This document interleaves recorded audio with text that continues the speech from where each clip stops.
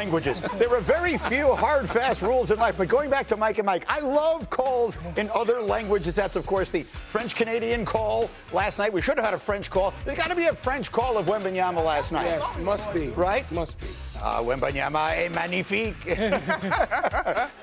Il y a pas de problème. Okay, we are loaded up this morning. I got McNutt, the legendary Michael Wilbon is here. Wendy's in all week long and won't play golf with me, but that's a different story. Let's go to game one of Spurs and Thunder Western Conference last night. They brought out the hardware for SGA. He's the MVP in OKC, and Victor Wembanyama watching like, okay, that's fine. Watch me do this. Hello, go to work in the paint all night long. And this is versus multiple defenders for the Thunder. He was just incredible from the start of this ballgame. Windy, SGA, there's a nice move here. He didn't have a particularly good night. No, he had a terrible shooting night. He did have a big fourth quarter, though. He needed help from friends. And Wilbon, Alex Caruso with 31 was one of those friends. Caruso and 31. Those are two things you're not used to having in the same set. 8 threes. Great. He played great. Now, here we go. San Antonio. It's 95-94 OKC. Champagny in the corner. How about this shot?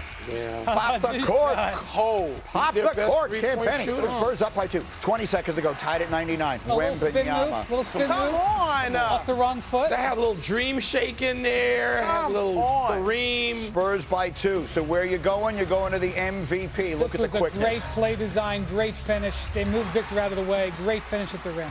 Tied at 101. San Antonio huddle. Go to Wembanyama and let him win it. 3 seconds. 2 seconds. He's going to lose it. And up goes Chet.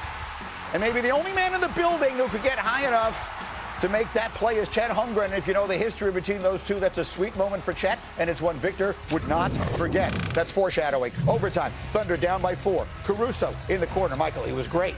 He was great. He was Steph Curry on some of these possessions. He had so many threes and timely, and they needed all of it because SGA was not himself last night. And Monica, they missed De'Aaron Fox. San Antonio Yeah, they did. As good turnovers. as John Castle has been, he had a triple-double, including the 11 turnovers that he had in this ballgame. Jalen Williams that time makes them pay. A minute to go.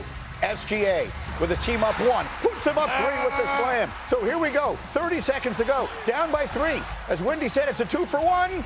So pull up from there, why don't you? God, this is Steph Curry-esque. How can you be Bill Russell and Steph Curry in the same game? I cannot. He is with a little Hakeem in there. Double overtime. Tied at 108. 4 minutes to go in the second OT. Wemby. What are you going to do about it, Wilbon? Come on. Nothing. Nothing. We haven't said the name Dylan Harper yet. He played well. Awesome. He played a great 24. game.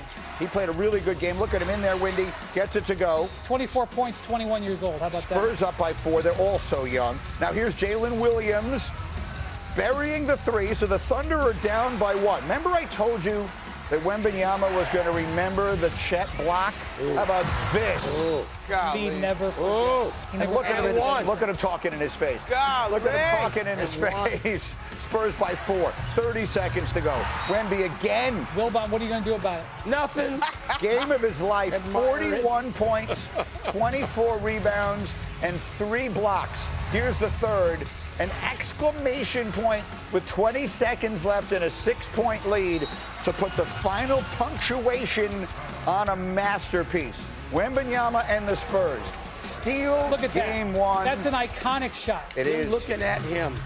What you're looking at is the Admire it. future of basketball and Look at- maybe sports look as at we the know them. present. In awe. It is not overstating it to say Victor Wembanyama played one of the great games ever. He is the youngest player in playoff history with a 40-20 game, breaking a mark held by Kareem Abdul-Jabbar set 56 years ago. Wemby outplayed the MVP. SGA had 24 points on 23 shots. And after the game, Wemby was asked a very long question about losing that award to SGA. Pretty natural response for a competitor to see another competitor get something that he wants, you know, whether it's the MVP trophy or whatever it might be.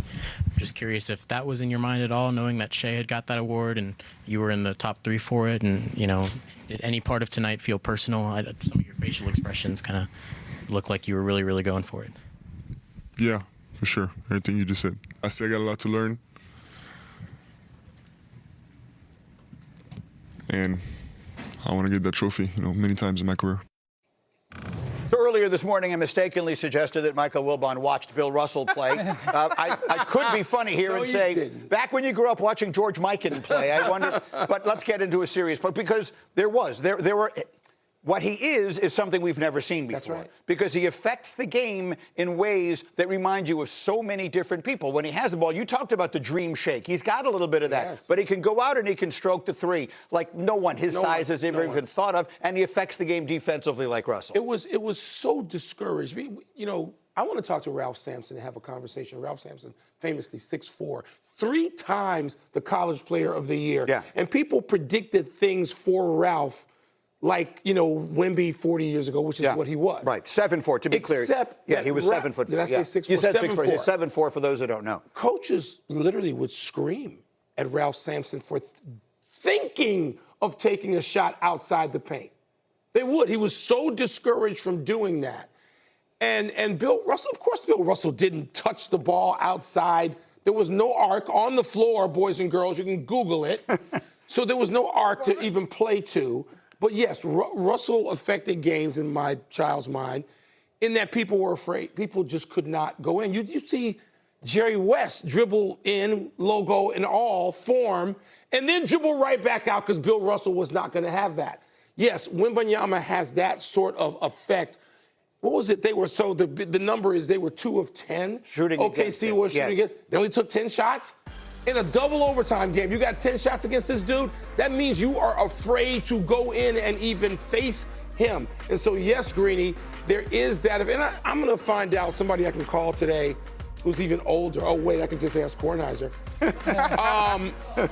I'm sorry I had to do that. Yeah. But, Tony, people who watched Russell and just what was it like other than the fact that he was jumping with canvas chucks on and not all this newfangled stuff. But yeah, man, Wembanyama does that pull-up, the combination of the pull-up and the last block shot. No one's ever had that. No one. Well, he's 7'5". Okay, we know that. He's incredibly gifted physically. He's very, very gifted skill-wise. He has developed his shot. He has developed his dribble. Okay, we know those two things. It's 108-105. He has played more minutes he's ever played in a game in his life. Okay? And you say, well, okay, he's got to wear out. He's got to wear out. This is the part of Wembanyama that makes him special because of that competitive edge, okay? It's 108-105. He makes this shot, which Bill Russell never made, okay? I'm fairly certain. Never took. Okay? Then in the double overtime, when everybody on that court is dead and he's never played more minutes in that second overtime, he scores 9 points with 4 rebounds and a block. That's where Wembanyama becomes from freak to special. Because he summoned that.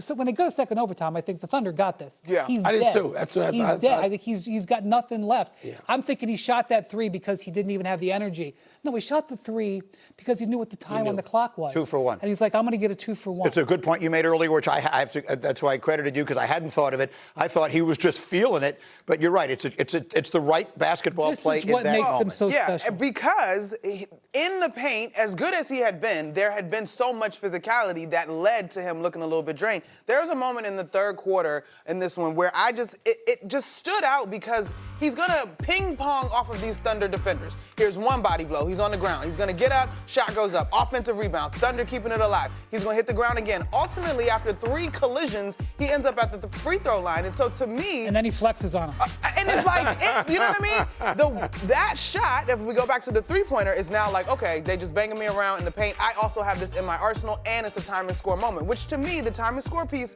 was where the Thunder came up a little bit short at the end of regulation to avoid going into the OT. So as you say to yourself, does it feel like San Antonio, anytime a road team steals game 1, it feels like they've taken a little bit of control of the series, and then you add to it, Wendy, that they did beat them this year. I mean, I think San Antonio wanted it. Let's put it this way. They're young. A lot of us question whether they're ready or not. They don't look to me like they question it at all. Nope. And for what it's worth, DraftKings now basically calls this an even series in our analytics, favors San Antonio by the slimmest of margins. Actually, the analytics, 57%, which isn't all that slim, likes the Spurs.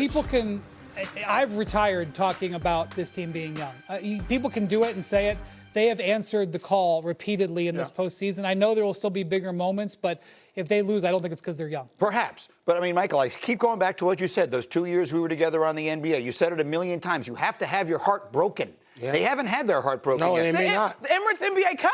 And they may not.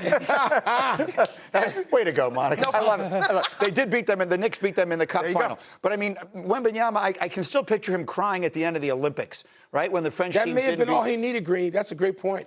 That may have been all. The tears that after that competition. Yeah.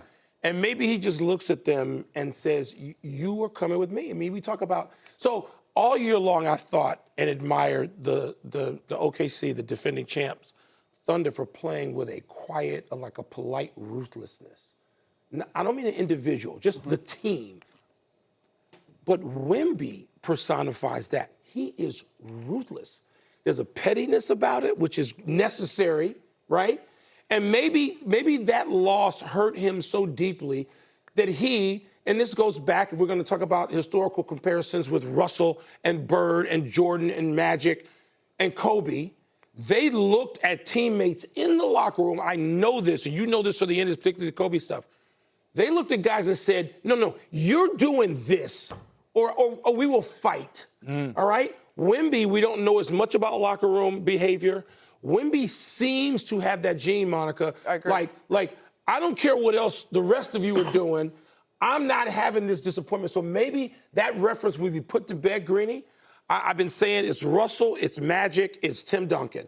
That's the list. Everybody else, Kobe, Shaq, Jordan, LeBron, Isaiah, it took years. Jerry West, it took his whole life. Right? There's a documentary about how long it took Jerry West. This dude, maybe he's cut from different cloth. Yeah. And by the way, Monica, Hembo, if you have the ability to pop that back up there again, I think it's worth noting, because I remember when OKC won the championship last year, we talked so much about how young they are. This core is so young of J-Dub and SGA and Holmgren and how they're going to be around forever. And then we just put up there, Hembo had it up there, that the starting lineup that San Antonio started last night is the youngest in conference final history. Ooh, so, I mean, listen, for those of us who are sentimental and would like to see Steph or LeBron or KD or one of these guys get another bite at the apple, man, what you're looking at right now are the two teams that are going to dominate. There it is last night. Their starting lineup, the youngest in any conference finals game ever. The Spurs and Thunder are going to run this thing for a long time. You know what's important, too? The Wemby's presence makes everybody else get better. Yeah. You have to evolve at a quicker pace because he's there. So in order to get near him, in the frame with him, you're going to have to get better. So maybe we're talking about DeBanza doing that, or maybe we're talking about Caleb Wilson. Maybe we're looking ahead for the people who can be his peers. Because right now, they did something on Unsportsmanlike this morning about the American, what American player can be the MVP. What? Huh?